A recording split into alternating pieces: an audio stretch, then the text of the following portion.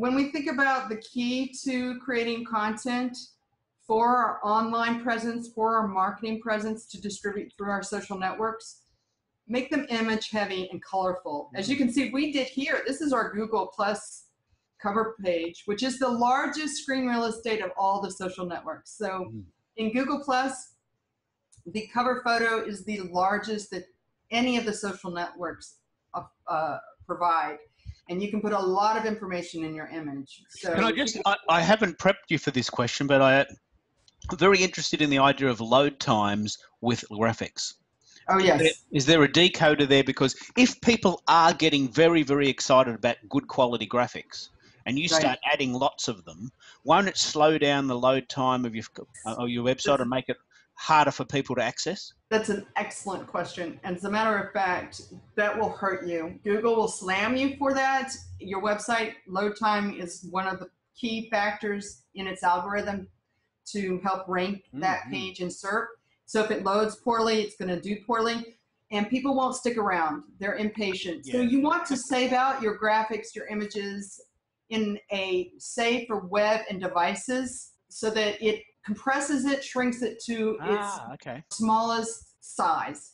And it's called Save for Web and Devices. So you want to make sure that all of your images, graphics included, are reduced to that and optimized when you save them out of your editing program, that they're optimized for the web and for mobile devices.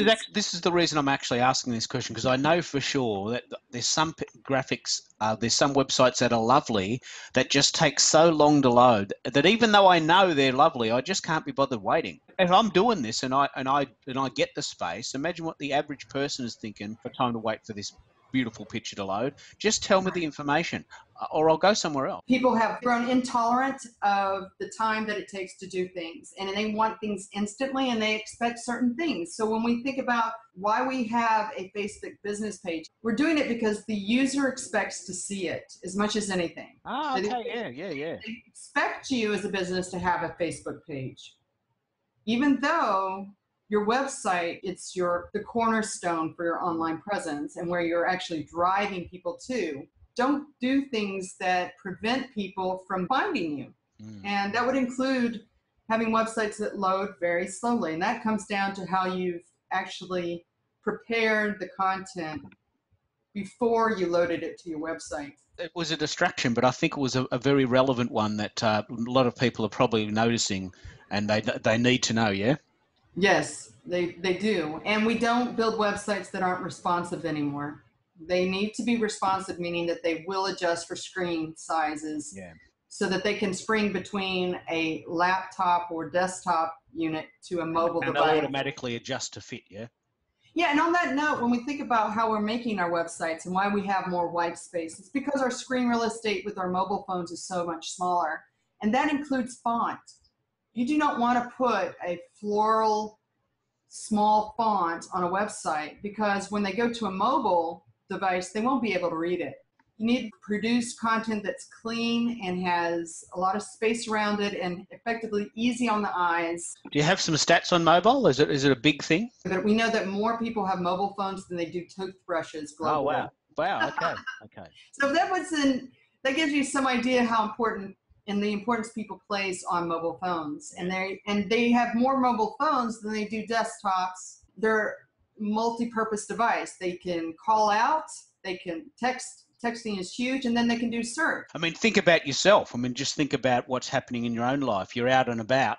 And about. You Google things, don't you? You're out and about. Where's the nearest coffee shop? I feel like Indian tonight. Where's that? You know, that's if you think about what most people are doing with their mobiles, we are doing what everyone else is doing. We're searching for things. We're buying things online. We're looking for restaurants. We're Googling. Most people, when they're searching, actually go the next step and click on that link. So imagine if you don't have a web presence that's optimized for mobile and people find you in the search, but then they click on your website and it doesn't actually show up because it's not mobile accessible. It's not responsive. I think that's the worst of all things. If you've got a website that looks awful on a mobile, you've lost them straight away.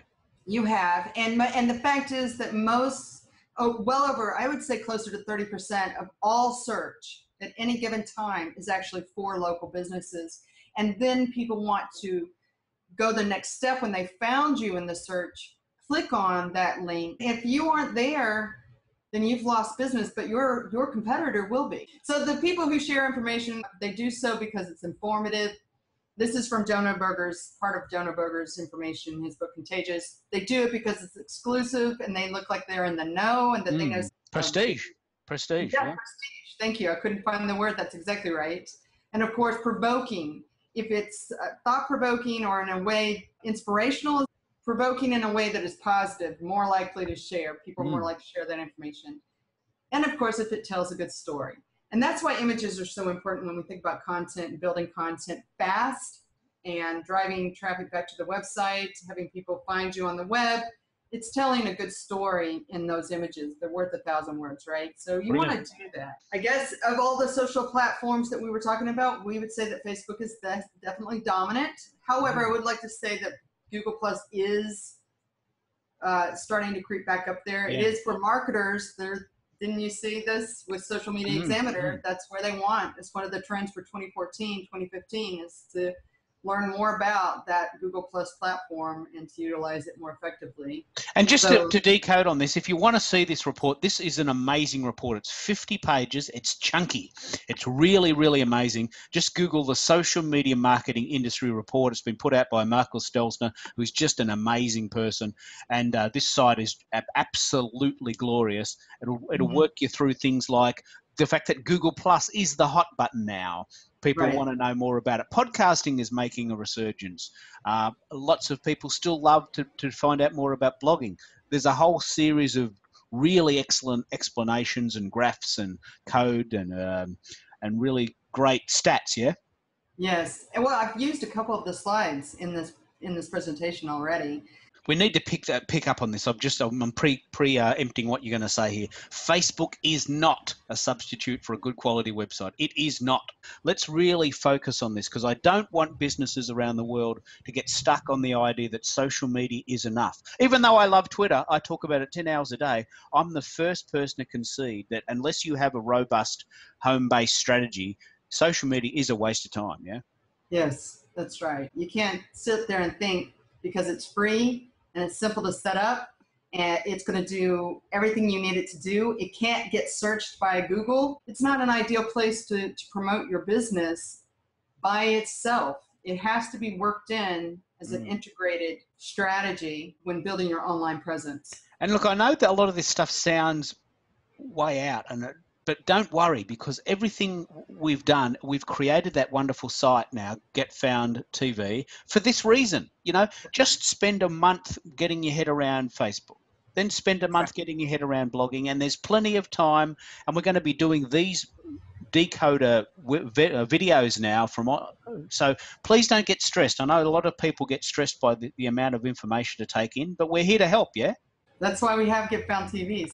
Very quickly, this would be a snapshot of how to engage with Facebook. I keep going back to Facebook, not because I'm a fan of it, but because it is, as we saw in that last graph, it is number one when we talk about the social network space, because so many businesses make it their priority, even if it's not a good strategy, to create a business page here. So if you're going to do it, then learn to do it effectively. And I would say that posting once a day, every day, is a good one, all the way down to making it fun. But if you want your information to get seen as a business, you're going to have cough up a little bit of money. People are recommending $20 a day now. Most professionals in this space. Some people I know spend $50 a day. There's no way in the world I could advocate that position, but I know people that do it and it works for them. But a lot of people are spending $20 a day, and that adds up. That's $600 a month. Internet marketing is far less expensive, and the great thing is you can track it. The analytics surrounding online marketing are brilliant. Just brilliant. You can see in real time what is actually happening on your website, on any single page of your website. We did talk about the images are the number one shared media object in any network. Yeah. Building compelling content through the use of images is actually one of the best ways to create content quickly and effectively that gets shared. Mm. That time is money, and that just because it's free does not mean that it won't cost you, and that it will take a lot of time to effectively do anything in the marketing space.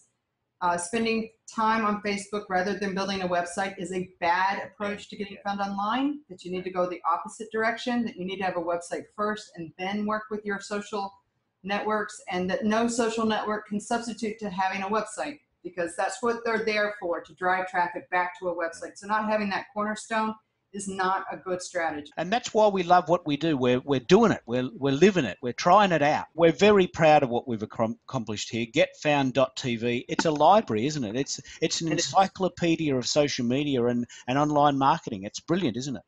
It is. It's there to help people really get a grasp in an easy, informative way.